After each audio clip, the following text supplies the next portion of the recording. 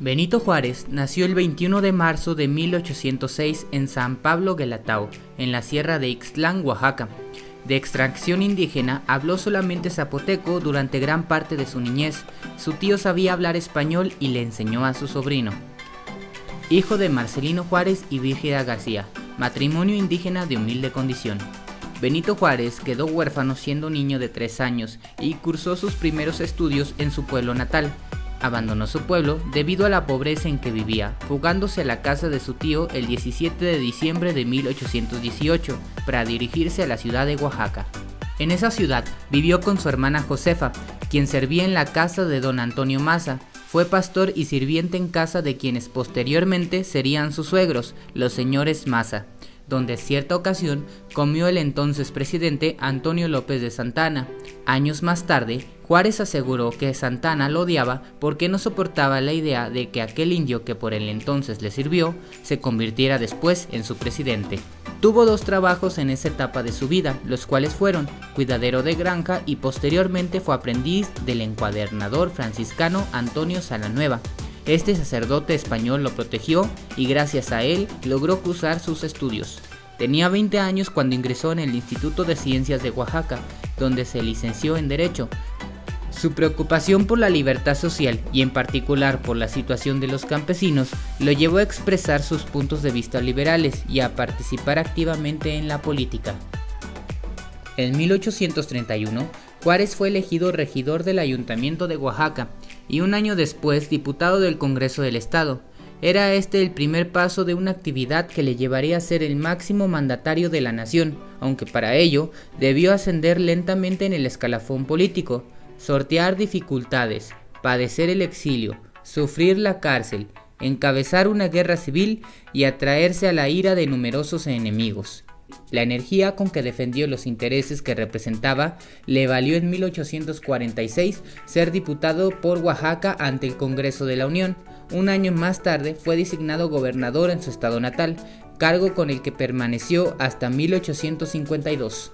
Su oposición al Tratado de Guadalupe Hidalgo, por el que México perdió vastas zonas de su territorio a favor de Estados Unidos, encontró cauces en las filas liberales y en defensa de un proyecto federalista. Sin embargo, los conservadores lograron una vez más hacerse con el poder en 1853, acaudillados por el general Antonio López de Santana, y Juárez se vio obligado a exiliarse a Cuba. Al cabo de 2 años regresó y se adhirió al Plan de Ayutla, entre cuyos firmantes figuraban los generales Villarreal, Comonfort y Álvarez. Al triunfar en el pronunciamiento, fue designado consejero del Estado y bajo la presidencia de Ignacio Comonfort entre 1855 y 1857 ministro de Justicia. Como tal, promulgó una serie de leyes que restablecían las libertades de enseñanza, imprenta y trabajo, anulando las prerrogativas del clero y el ejército. La Guerra de Reforma. Sus disposiciones legislativas, que inspiraron la Constitución de 1857 de corte liberal, motivaron la reacción de los conservadores, quienes se pronunciaron al año siguiente en el Plan de Tacubaya. Comonfort pactó con ellos, dio un golpe de estado y encarceló a Juárez, lo cual fue el detonante del conflicto civil llamado la Guerra de Reforma entre 1858 y 1860. Como presidente de la Corte Suprema de Justicia, Juárez, que había conseguido huir, se convirtió en el presidente legítimo de México, de acuerdo con la Constitución. Presionado por sus enemigos, tuvo que refugiarse en Panamá, pero regresó en mayo de 1858 para establecer su gobierno en Veracruz. Desde allí expidió las leyes de reforma y proclamó una constitución más radical que la anterior. En 1859, su gobierno fue reconocido por los Estados Unidos y con su ayuda, los liberales derrotaron finalmente a los conservadores en 1860. La ocupación francesa. Si quieres saber más de este evento histórico, públicalo en los comentarios. En 1861, y de acuerdo con la Constitución, le nombraron presidente. Con este cargo creó el registro civil, abrogó los privilegios del clero, confiscó todos sus bienes y reconoció todas las religiones. Debido a la mala situación financiera causada por 5 años de guerra civil, se vio obligado a suspender pagos a los acreedores extranjeros, Francia, España y Gran Bretaña. Como medida de protesta, desembarcaron tropas en Veracruz. Negoció con Gran Bretaña y España consiguiendo que sus tropas abandonaran México, aunque los franceses continuaron en el país, siendo derrotados en Puebla por el general Ignacio Zaragoza, pero volvieron meses después con un ejército de 30,000 soldados y se hicieron con la Ciudad de México. Maximiliano, archiduque de Austria, impuesto por el emperador Napoleón III de Francia, fue coronado emperador de México en 1864. Juárez movió su capital al norte del país y continuó la resistencia militar. En 1867 venció el gobierno de Maximiliano y fue reelecto presidente de la República. Se dedicó a organizar la situación económica del país, redujo el ejército, organizó una reforma educativa, ordenó sofocar los alzamientos militares y enfrentó la división de los liberales. Se mostró respetuoso ante la organización de los obreros y artesanos. A pesar de todo, existían varios sectores en contra de su gobierno, entre ellos Porfirio Díaz, candidato político que encabezó la rebelión de 1871.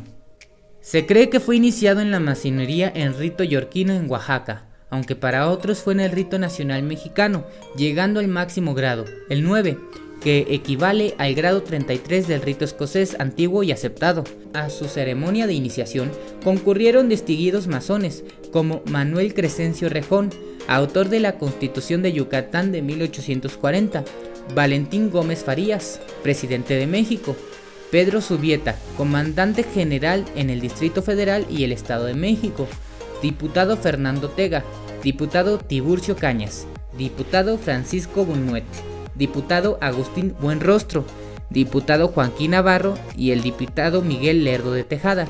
Siendo aprendiz masón, adoptó el nombre simbólico de Guillermo Tell. Su esposa Margarita Maza Parada fue su segunda cónyuge, pues antes estuvo casado y parece que tuvo un hijo, aunque se desconoce el nombre de su primer cónyuge. Al contraer el matrimonio con Margarita, esta tenía 17 años, mientras que él contaba con 37. El matrimonio Juárez-Maza enfrentó la separación y la muerte prematura de 5 de sus 12 hijos. Los últimos mandatos. Con el país empobrecido y desunido, fue reelegido por séptima vez en agosto de 1867.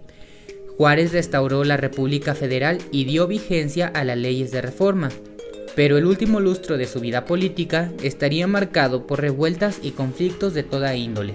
Por una parte, proliferaban en México brotes de bandolerismo y grupos guerrilleros revolucionarios, y por otra el sistema constitucional que se había impuesto tras arduas luchas contra las poderosas fuerzas de la reacción, comenzaba a desacreditarse ante las acusaciones de fraude electoral. Para colmar el vaso, el presidente inició impopulares reformas con objeto de acumular en sus manos un mayor poder ejecutivo. Este hecho y el temor de que buscara perpetuarse en el cargo motivaron la reacción dentro de su propio partido. Porfirio Díaz, cuyo nombre resume por sí mismo el siguiente capítulo de la historia de México, se pasó a la oposición tras haberse destacado como victorioso militar en la guerra contra Maximiliano, y en 1871 Sebastián Lerdo de Tejada, principal colaborador de Juárez en política interior, no aceptó presentarse a las elecciones y fundó el Partido Lerdista. Durante ese año, el presidente debió por sí mismo sofocar diversos levantamientos, como los de Treviño y Naranjo, agotando en esta extenuante empresa sus ya enflaquecidas fuerzas. A pesar de las dificultades económicas, de la hostilidad del Congreso y de numerosos pronunciamientos, el 1 de diciembre de 1871, Juárez asumía nuevamente la presidencia ante el Congreso de los Diputados, y ahí reiteraba su fe en la legalidad con su habitual energía. Pero los vientos de la historia se orientaban ya hacia otros derroteros. Porfirio Díaz arengaba a sus partidarios contra Juárez, acusándolo de dictador y poniendo en marcha una revuelta inspirada en el llamado Plan de Noria, cuya más significativa propuesta era la prohibición de que fueran reelegidos los presidentes. Sebastián Lerdo de Tejada salió con Porfirio Díaz y juntos se alzaron contra Juárez. Pese a que Juárez sobrevivió también a esta postrera andanada de sus enemigos políticos, Reprimir el levantamiento constituyó su último acto público, pues con su secreto entoicismo de indígena zapoteca venía soportando desde tiempo atrás una prolongada serie de disfunciones cardíacas que por fin lo llevaron a la tumba el 18 de julio de 1872. Como frase, esta es de las más importantes. El patriotismo no debe medir el tamaño de los sacrificios, sino afrontarlos con resignación, y porque, ante la salud de la República, el hombre no debe pensar en sí mismo, ni tener en cuenta sus conveniencias. Benito Juárez. Obras. Ley sobre la libertad de culto. Ley sobre la nacionalización de bienes eclesiásticos. Anuncio del programa del gobierno liberal. Ley del matrimonio civil.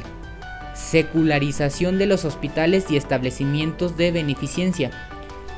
Cesa intervención de clero en los cementerios y camposantos. Extinción de las comunidades religiosas en México. Reglamento para el cumplimiento de la ley de la nacionalización. Hoy en día Benito Juárez es recordado como un reformador progresista, dedicado al fortalecimiento de la democracia, la igualdad de los derechos para los pueblos indígenas de su país, disminuyendo el gran poder que la Iglesia Católica Romana gozaba. Un gran número de ciudades, pueblos, calles, instituciones y otras cosas llevan el nombre de Benito Juárez, incluido la ex ciudad de El Paso, que actualmente se llama Ciudad Juárez. El Aeropuerto Internacional de la Ciudad de México fue nombrado formalmente Benito Juárez en el año 2006. La cita más famosa de Juárez sigue siendo muy recordada en México. Entre los individuos como entre las naciones, el respeto al derecho ajeno es la paz. Esta frase está inscrita en el escudo de armas de Oaxaca. Es llamado el Benemérito de las Américas, título otorgado por la República de Colombia en el año de 1867. El gobierno mexicano, en homenaje a Benito Juárez, ha incorporado en su billete de 20 pesos su imagen, junto al hemiciclo que lleva su nombre, Hemiciclo a Benito Juárez, que se encuentra en la Ciudad de México. En su honor, el político italiano Benito Mussolini fue llamado así por sus padres, quienes admiraban a este personaje guerrero que luchó contra la dominación de un rey austriaco. Aunque la historia de Mussolini es muy diferente, claro. Y bien, amigos, esto es todo. Si les interesa saber de otro personaje de la historia, por favor ponlo aquí abajo en los comentarios. Suscríbete para seguir viendo más videos así, dale like y comparte el video, ya que eso me ayuda mucho y nos cambia la vida. Nos vemos a la siguiente ocasión. Bye.